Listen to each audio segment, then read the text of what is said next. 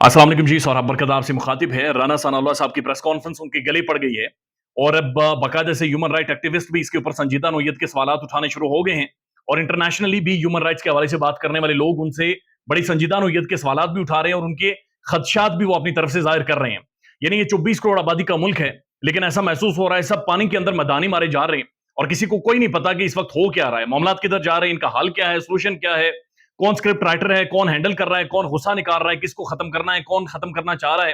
हो क्या रहा है। यानी किसी को भी इस मुल्क में इस वक्त समझ नहीं आ रही कि पाकिस्तान में हो क्या रहा है। यानी आप सिर्फ खुद ही देख लें कि रात 12 बजे के बाद राना सनाउल्लाह साहब प्रेस कॉन्फ्रेंस करते हैं, एक मुबहम सी प्रेस कॉन्फ्रेंस जिसका ना सर है ना पांव है, नींद उन्हें आई हुई है, चेहरा उनका अजीब सा हुआ पड़ा है और नींद से उठकर उनसे प्रेस कॉन्फ्रेंस करवाई गई। और उसके बाद खदीजा शाह जो कि साबिक आर्मी चीफ की नवासी हैं और पाकिस्तान के अंदर और दुनिया भर में एक इंटरनेशनल कपड़ों का ब्रांड चलाती हैं, जो जेल के अंदर मौजूद हैं, उनके हवाले से टॉप ट्रेंड बनता है। फिर पाकिस्तान का प्राइम टेलीविजन खबरें चलाता है कि उनकी सेहत खराब हो गई है जेल के अंदर। राना सनाउल्लाह साहब की प्रेस कॉन्फ्रेंस और इस सारी डेवलपमेंट को देखकर खदशात पैदा हो जाते हैं और लोग संजीदा नोयत के सवाल उठाते हैं। लेकिन फिर रात को जब लोग सोते हैं तो फिर खदीजा शाह की वीडियो मंजर आम पर आ जाती है। अब वो जो वीडियो है उसके अंदर वो बिल्कुल हशाश बशाश है, मेकअप प्रॉपरली उन्होंने कर रखा है, वेल ड्रेस है, एक बहुत अच्छी सीनरी के सामने बैठकर एक अंग्रेजी में एक सेंड किया हुआ व्हाट्सएप मैसेज वो पढ़ रही हैं, या फिर कोई मैसेज या किसी की तरफ से भेजा गया ईमेल या फिर कोई ना कोई टेक्स्ट जो उन्हें भेजा गया है वो अंग्रेजी में पढ़ रही हैं। तो पहला सवाल ये पैदा हुआ कि ये तो जेल के अंदर कैद हैं,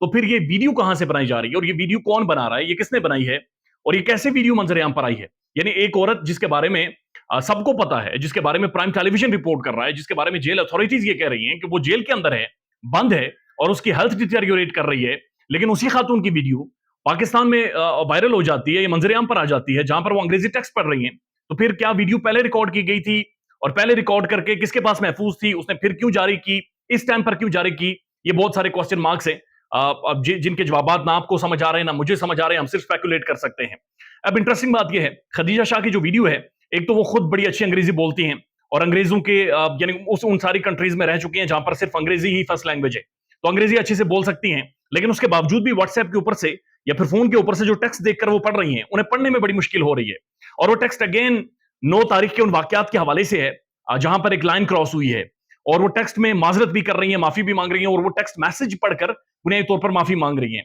अच्छा, यही चीज हम देख रहे हैं कि जो लोग प्रेस कॉन्फ्रेंसेस करते हैं वो एक फरला आकर पढ़ते हैं, सफेद कलर का उनके पास पेज होता है और वो पढ़ते हैं और पहले 9 मई के वाकयात को कंडेम करते हैं और उसके बाद पार्टी छोड़ देते हैं। लेकिन ये बड़ा अनप्रेसिडेंटेड है कि खदीजा शाह अब वो मोबाइल फोन से देखकर पढ़ रही हैं और इस सारी चीज को कंडेम कर रही हैं। तो फिर इसका मतलब है वीडियो पहले से रिकॉर्ड की गई थी। अगर पहले से वीडियो रिकॉर्ड थी और वो माफी मांग चुकी थी और अब जिन लोगों को के बारे में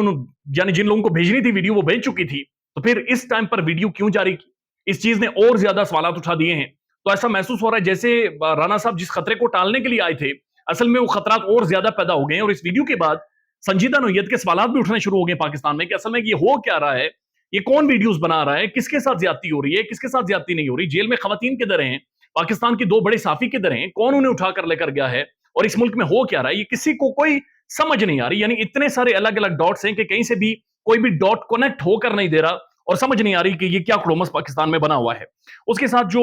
बुनियादी तौर पर राना साहब की प्रेस कॉन्फ्रेंस है उसके हवाले से ह्यूमन राइट एक्टिविस्ट ने सवाल उठाने शुरू कर दिए। जिब्रान नासिर साहब डॉन ने उनके जो सवाल थे उन्हें छापा भी है और वो लिखते हैं कि सबसे पहले राना साहब ये बताएं कि ये जो कॉल आपने इंटरसेप्ट की है ये किस तरह से इंटरसेप्ट हुई है, यानी किस तरह से इस कॉल के बारे में आपको इतला थी या पता चला है। और सेकंडली ये कि जो कौन से तहरीक इंसाफ के मेंबरान हैं पीटीआई के जो आपस में बातचीत कर रहे थे कि वो इस तरह का खवातीन के साथ रेप एक्ट करेंगे और आपकी हुकूमत के ऊपर और पुलिस के ऊपर या लॉ इन्फोर्समेंट एजेंसीज के ऊपर डाल देंगे।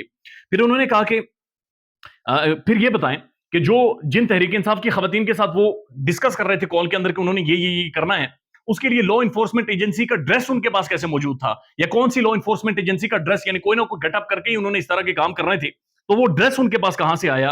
और फिर उन्होंने पूछा है कि वो कैसे ये एक्ट प्लान करते, यानी कैसे होता, जेल से खवातीन निकलती, खवातीन के निकलने के बाद ये काम होता, या जेल से जो ही खवातीन निकलती तो वो आकर क्लेम करती है जेल के अंदर होता। यानी ये बहुत संजीदा नोयत के सवाल हैं जो किसी को समझ नहीं आ रहे कि ये राना साहब ने असल में कहा क्या है और ये मामला किस तरफ जा रहे हैं। यानी ये प्रेस कॉन्फ्रेंस क्या थी, किसने एक्ट करना था, कौन से मेंबरान की बातचीत हो रही थी, कौन सी ऑडियो थी, कौन सी कॉल थी, कौन से लोग बातचीत कर रहे थे, इसके हवाले से कोई इंफॉर्मेशन नहीं है। लेकिन एक वीडियो की शुरली छोड़ी गई है जो कि 48 सेकंड की है और उसके बारे में तलत हुसैन साहब ने ट्वीट किया है और तलत हुसैन साहब लिखते हैं, माफी की ऐसी सहूलत और ये अंदाज सबको मुहैया करना चाहिए। गरीब के बच्चे को तो अंदर डाल दिया है, लेकिन जो खदीजा शाह हैं वो मोबाइल फोन से देखकर माफी पढ़ रही हैं, ये म्यार सबके लिए रखें, दो म्यार ना रखें। यानी कि बहुत सारे पाकिस्तान के लोग जो नौजवान है, पढ़े लिखे हैं, यानी कोई फार्मासिस्ट है, कोई टीचर है, कोई लॉयर है, कोई किसी और फील्ड में काम करते हैं, उन सबको तो पकड़कर अंदर डाला हुआ और उनका ट्रायल जारी है। लेकिन ये जो खदीजा शाह है, इनकी वीडियो जो सर्कुलेट करवाई जा रही है, चूंकि ये एलीट क्लास से ताल्लुक रखती हैं, इनके हवाले से ट्रेंड भी बनता है, तो फिर ये सहूलत इन्हें किसने मुयसर की है? क्या इस वीडियो की बुनियाद पर इन्हें छोड़ दिया जाएगा और बाकियों को ट्रायल किया जाएगा? तो फिर ये अगेन कंफ्यूजन पैदा होती है कि असल में आपने असल शरपसंद थे कौन आपकी नजर में? आपकी नजर में वो शरपसंद कौन थे जिन्होंने लाइन क्रॉस की थी? फिर किसको आपने एग्जीक्यूट करना है, किसको एग्जीक्यूट नहीं करना? तो कौन से प्लानर्स थे, कौन से प्लानर्स नहीं थे? यानी तहरीक इंसाफ के लोग जो लीडर हैं, उन्हें पार्टी छोड़ने पर आप रिहा कर देते हैं, लेकिन जो कारकुन हैं, जिनके बारे में आप ये कह रहे हैं कि लीडरों ने बहला फुसलाकर वो कोर कमांडर के घर तक लेकर गए, उन्हें आपने पकड़कर अंदर डाला हुआ है, लेकिन जो मास्टरमाइंड है, जो प्लानर्स हैं, उन्हें आप प्रेस कॉन्फ्रेंस करवाकर छोड़ रहे हैं।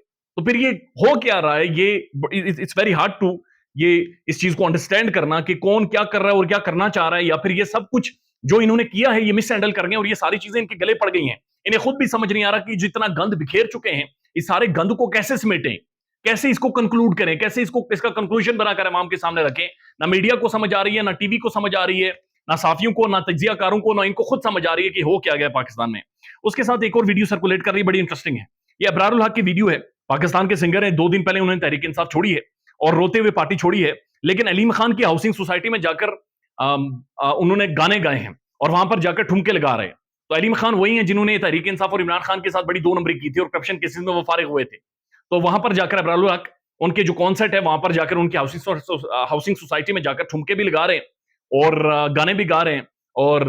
नच पंजाबर नच और अज वेखन आइयां कुड़ियां लोर दियां और इस तरह की गुलकारी कर रहे हैं। तो इसके ऊपर भी ट्विटर के ऊपर लोग सवाल पूछ रहे हैं कि ये असल में मकसद क्या है ये सारी चीज का? यानी अबरारुल हक ने जो प्रेस कॉन्फ्रेंस में कहा था, क्या वो ठीक था, या अब जब इमरान खान ने जिन लोगों को निकाला वो उनके साथ जाकर खड़े हो गए हैं? इमरान खान साहब ने खुद कहा था आज से कुछ दिन पहले, उन्होंने ये कहा था कि बहुत सारे लोग हैं जो जेन्युइनली मजबूर थे, लेकिन बहुत सारे लोग ऐसे हैं जिनके चेहरों से निकाब उतरा है। और ज़ाहिर है इमरान खान के साथ एक पर्सनैलिटी क्लैश भी था, उस पर्सनैलिटी क्लैश की वजह से भी बहुत सारी चीजें खुलकर सामने आ गई हैं। लेट्स सी के मामला किस तरफ जाते हैं, लेकिन इस वक्त हालात ये हैं कि हकीकतन किसी को कुछ समझ नहीं आ रहा ये मामला किस तरफ जा रहे हैं, कौन से गली से बाहर निकलेंगे, क्या इनका कंक्लूजन होगा, क्या इनका एंड रिजल्ट होगा, किसको सजाएं होनी है, किसको सजाएं नहीं होनी, कौन पकड़े गए हैं, कौन नहीं पकड़े गए, जो पकड़े गए हैं उनकी वीडियो जेल के अंदर से होकर फिर बाहर कौन लीक कर रहा है, और फिर जिनकी कॉल लीक करनी चाहिए, जो इंटरसेप्ट आपने की है, वो कॉल आप लीक क्यों नहीं कर रहे, वो कॉल अवाम के सामने क्यों नहीं रख रहे, वो कॉल किधर है, उसके बारे में कोई डेटा नहीं दे रहे। तो ये बड़ी अजीब और गरीब किस्म का एक ट्रायंगल बना हुआ है जो कि चल रहा है। लेकिन बदकिस्मती ये है कि इसके अंदर मुल्क फारिग हो रहा है, इकोनॉमी फारिग हो रही है, मईशत फारिग हो रही है, और मैं और आप इस सारे चक्रव्यूह के अंदर असल में ना सिर्फ रुल रहे हैं बल्कि इस चीज का शिकार भी हो रहे हैं। ख्याल रखिएगा अपना। अल्लाह हाफिज।